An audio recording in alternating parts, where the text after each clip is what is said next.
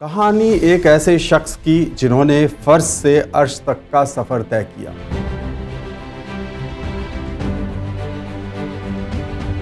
सफर में कई चुनौतियां आईं, लेकिन बिना रुके आगे बढ़ते रहे।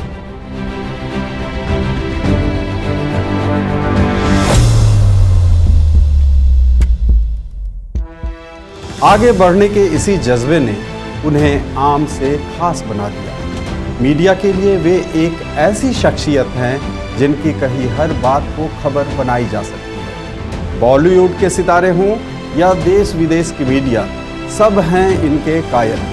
आप यकीनन उन्हें जानते हैं, पहचानते हैं, लेकिन अपने इस खास कार्यक्रम में हम आपको उनसे जुड़ी कुछ जानी पहचानी और कुछ अनजानी बातों को विस्तार से बताएंगे।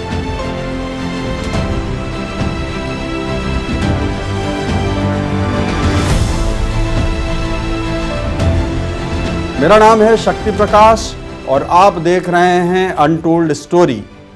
आज मैं कहानी बताऊंगा लालू प्रसाद यादव की।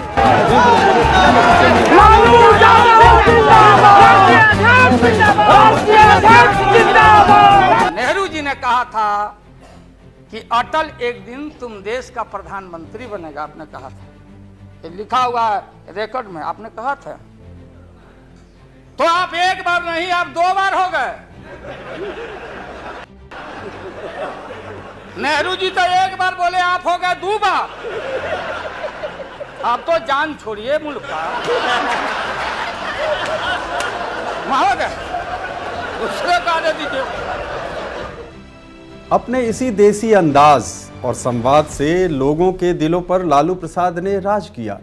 प्लेटफॉर्म कोई हो, संसद, विधानसभा या जनता की रैली, इनका अंदाज बिल्कुल अलग।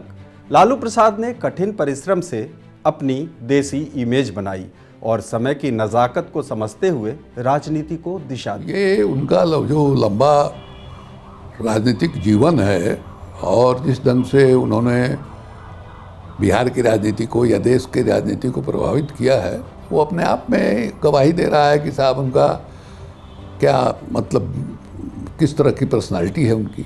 माननीय ममता बहन ने उस बात को जस्टिफाइड और क्लियर किया। इनके सिद्धांत पर, असूल पर हम उंगली नहीं दिखा रहे हैं। ये बात सही नहीं है कि रेल मांगा गया था। नहीं मांगा गया था तो नहीं मांगा गया था तो नहीं मिलेगा अब कभी। सुनिए लालू जी, लालू जी। बिहार के गोपालगंज का फुलवरिया गांव, जहां लालटेन की टिमटिमाती रोशनी में एक बालक जन्म लेता है। पिता श्री कुंदन राय और माता श्रीमती मरछिया देवी।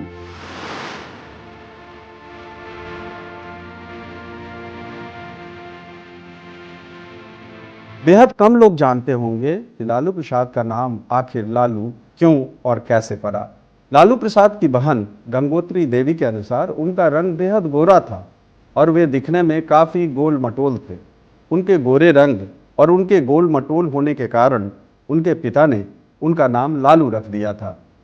लालू यादव एक गरीब किसान से संबंध रखते थे, जहां उनके पिता पेशे से एक किसान थे। गांव के छोटे बच्चों के साथ लालू गाय और भैंस चराया करते थे। इसके साथ ही लालू दूध दूहने से लेकर दूध दही बाहर बेच भी आते थे। गोपालगंज जिले के फुलवरिया इलाके से स्कूली शिक्षा के बाद वे अपने बड़े भाई के साथ पटना आ गए, जो पेशे से एक चपरासी थे। लालू प्रसाद अपने भाई के साथ ही वेटरनरी कॉलेज के चपरासी क्वार्टर में रहते थे। दिलचस्प बात तो यह है कि बिहार के मुख्यमंत्री बनने के बाद भी वे 4 महीनों तक उसी चपरासी क्वार्टर में रहे। आगे की पढ़ाई उन्होंने पटना यूनिवर्सिटी से की। बैचलर ऑफ लॉ करने के बाद वे पटना यूनिवर्सिटी के डीएन कॉलेज से राजनीति शास्त्र में मास्टर डिग्री हासिल की। इसके बाद उन्होंने बिहार वेटरनरी कॉलेज में क्लर्क के रूप में कुछ दिनों तक काम किया। लालू प्रसाद अपने उन दिनों को याद कर कहते हैं कि वे पैदल वेटरनरी कॉलेज से पटना यूनिवर्सिटी जाते थे। रास्ते में भूख लगती थी तो जंगली पेड़ के छोटे लाल रंग के फल खाकर भूख मिटाते थे। लालू ने अपने संघर्ष की कहानी सुनाते हुए कहा, इसे खाने से कई घंटे तक उन्हें भूख नहीं लगती थी। यानी गांव की गरीबी की जद्दोजहद से लेकर शहर में रोटी तक के संघर्ष को बहुत नज़दीक से देखा है लालू प्रसाद ने। उन कवियों से, खासकर पटना यूनिवर्सिटी के का स्टूडेंट होना और उसमें जो उनके छात्र जीवन में उनके सहयोगी थे, उनका जीवन शैली, जीवन स्तर, रहन सहन, ये तो भिन्न होगा ही।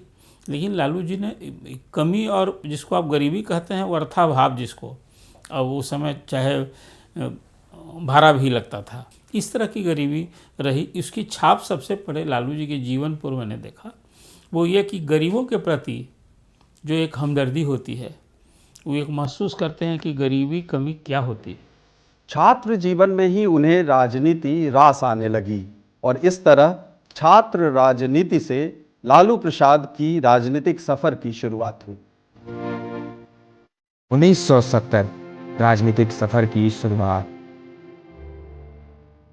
सन 1970 में लालू ने पटना विश्वविद्यालय छात्र संघ के महासचिव के रूप में छात्र राजनीति में प्रवेश किया। 1973 में इसके अध्यक्ष बने और 1 जून 1973 में ही उनकी शादी राबड़ी देवी से हो गई। लालू प्रसाद ने उस समय राजनीति में कदम ही रखा था जब उनकी शादी हुई। लालू प्रसाद मानते हैं कि उनकी राजनीतिक तौर पर स्थापित होने और आगे बढ़ने में राबड़ी देवी का सबसे बड़ा योगदान है और इस बात का इजहार कई जगहों पर लालू प्रसाद ने खुलकर किया। जब मैंने उन्हें पहली बार देखा तो उस वक्त उन्होंने सामान्य सी दुल्हन वाली साड़ी पहनी थी। मैंने कहा कि मैं बिहार के एक बड़े आंदोलन का नेता हूँ। जयप्रकाश नारायण हमारे नेता हैं। मुझे 18 मार्च को पटना पहुँचना है। कुछ भी हो सकता है, मुझे जेल में डाला जा सकता है। मुझे तुम्हारे सहयोग की ज़रूरत है। इस पर राबड़ी देवी ने कोई जवाब नहीं दिया। 1974 में जयप्रकाश नारायण यानी जेपी की अगुवाई वाली छात्र आंदोलन में लालू प्रसाद ने बढ़ चढ़कर हिस्सा लिया। आंदोलन के दौरान लालू प्रसाद जनवादी पार्टी के वरिष्ठ नेता के करीब आए और 1977 में लोकसभा चुनाव में छपरा से जनता पार्टी के टिकट पर जीत हासिल कर उस समय 29 साल की उम्र में भारतीय संसद के सबसे युवा सांसद बन गए। पार्टी के तत्कालीन प्रदेश अध्यक्ष और उस दौर के बिहार के कद्दावर नेता सत्येंद्र नारायण सिन्हा ने उनके लिए प्रचार किया। जनता पार्टी ने पहली गैर कांग्रेस सरकार बनाई। सन 77 में छपरा से मैं मेंबर पार्लियामेंट बन के आया था लोकसभा का। हम सब लोग एक साथ, सभी लोग आंदोलन में थे। आप लोग भी जेल, हम लोग भी जेल। कांग्रेस के खिलाफ हम लोग लड़े थे। उस समय जसवंत बाबू जेल में नहीं थे, जो फाइनेंस मिनिस्टर हैं। थे क्या आप जेल में? हाँ, हाँ, कभी जेल नहीं, आंदोलन में जेल। तो आप लोग तो बिना हरे फिटकिरी का कोई ना कोई पद ले ही लेते हैं, चाहे इधर हो या उधर हो, दोनों पार्टी। अब उसमें आप अकेले नहीं हैं। दिल्ली में ऐसे बुद्धिजीवी लोग हैं, बुद्धिजीवी, बुद्धि नहीं है लेकिन बुद्धि से जी रहे थे। तो खैर छोड़िए इन बातों को, ज्यादा आपको टॉर्चर करने की जरूरत नहीं। छात्र राजनीति से संसद का सफर इतना आसान भी नहीं रहा। सांसद बनने के बाद लालू अपने पुराने मित्रों से ठिठोली अंदाज में ही कहा करते थे कि मुझे तो दरोगा जैसा कोई रौबदार नौकरी की चाहत थी, लेकिन आज मैं सांसद बन गया। ये तो बस शुरुआत थी, आगे तो उन्हें कई मौकों पर सटीक राजनीतिक निर्णय लेने थे। गरीबी कभी कभी आदमी को ना अवसर की कमी देती है और कुचल देती है। आकांक्षाओं को, उनकी जो एक प्रवृत्ति होती है उसको भी। लालू जी ने अगर पूरी उनकी जीवन यात्रा देखा है, फुलवड़िया से लेके आज तक, तो आपको लगेगा कि हर लड़ाई ने उनको मजबूत किया। वैचारिक मतभेदों के कारण जनता पार्टी सरकार गिर गई और 1980 में फिर से चुनाव हुए। 3 साल सांसद रहने के बाद 1980 में लालू प्रसाद ने सोनपुर विधानसभा क्षेत्र से चुनाव लड़ा और बिहार विधानसभा के सदस्य बने। इस दौर में लालू प्रसाद की एक अलग पहचान बन रही थी और वे यादवों के प्रमुख नेता के तौर पर स्थापित होने लगे थे।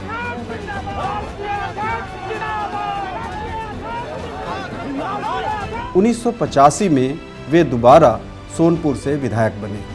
उनके बोलने की शैली और अंदाज अपना असर दिखाना शुरू कर चुका था। 1989 में पूर्व मुख्यमंत्री कर्पूरी ठाकुर के देहांत के बाद लालू प्रसाद बिहार विधानसभा में विपक्ष के नेता बने। 1989 में ही लालू प्रसाद दोबारा छपरा से लोकसभा चुनाव जीता। लालू प्रसाद की राजनीति में जयप्रकाश नारायण की रणनीति और कर्पूरी ठाकुर के संवाद कौशल की झलक दिखने लगी थी।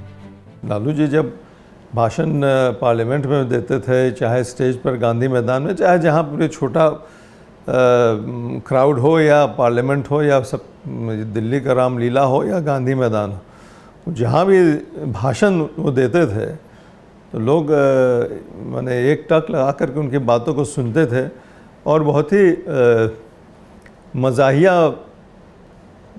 ज़ुबान में बहुत ही डीप बातों को बोलते थे। तो ये उनकी खासियत थी। साल 1990।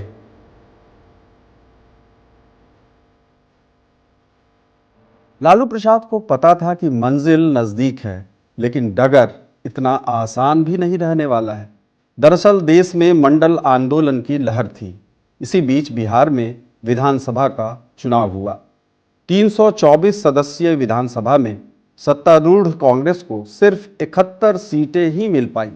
जनता दल को 122 सीटें मिली। बहुमत के लिए कम से कम 163 विधायकों के समर्थन की जरूरत थी।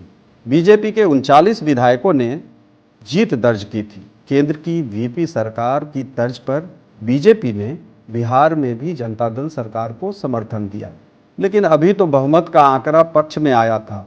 मुख्यमंत्री पद के लिए कई दावेदार थे। तत्कालीन प्रधानमंत्री वीपी सिंह रामसुंदर दास को मुख्यमंत्री बनाना चाह रहे थे, लेकिन लालू प्रसाद अपनी दावेदारी के लिए चौधरी देवीलाल को मनाने में कामयाब हुए। लेकिन आंकड़ों के हिसाब से अभी संशय बना हुआ था।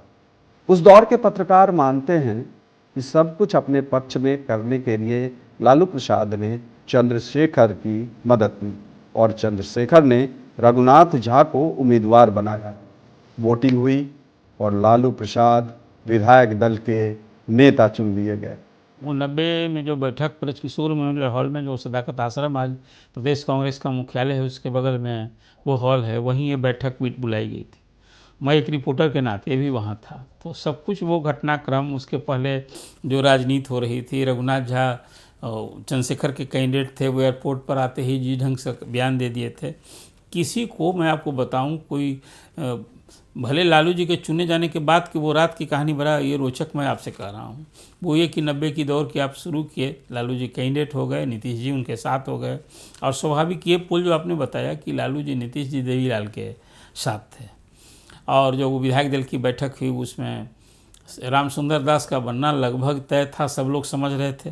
अब रघुनाथ झा कैंडिडेट हो गए थे। रघुनाथ झा के कैंडिडेट होने से भी लालू जी को ही मदद मिली। सियासत में कब कौन दोस्त बन जाए, कब दुश्मन, किसी को कहाँ पता होता है। मैं उस दौर की बात कर रहा हूँ जब हर राजनीतिक दल का मुकाबला कांग्रेस से होता था और कांग्रेस को सत्ता में आने से रोकने के लिए सभी साथ हो जाया करते थे। आज वो दौर है जब बीजेपी को हराने के लिए सभी एक साथ हो रहे हैं। आरजेडी के राज्यसभा सांसद मनोज झा कहते हैं कि उस दौर में भी तानाशाही के खिलाफ लोग एकजुट हुए और आज भी। एक ऐसी हुक्मरान का, एक ऐसी व्यवस्था का विरोध था जिसमें लोकतांत्रिक रवायतों के लिए कोई जगह नहीं बची। आज वो स्थान किसने ले लिया है? बीजेपी ने। 10 मार्च 1990।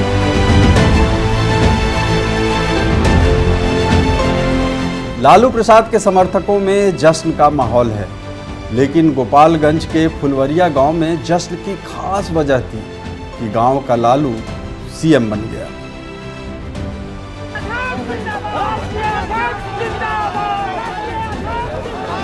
इस एपिसोड में इतना ही। अनटोल्ड स्टोरी के अगले एपिसोड में दिखाऊंगा कि आगे लालू प्रसाद की जिंदगी में कौन कौन सी नई चुनौतियां आने वाली हैं, कैसे उनका सामना करने वाले हैं लालू प्रसाद।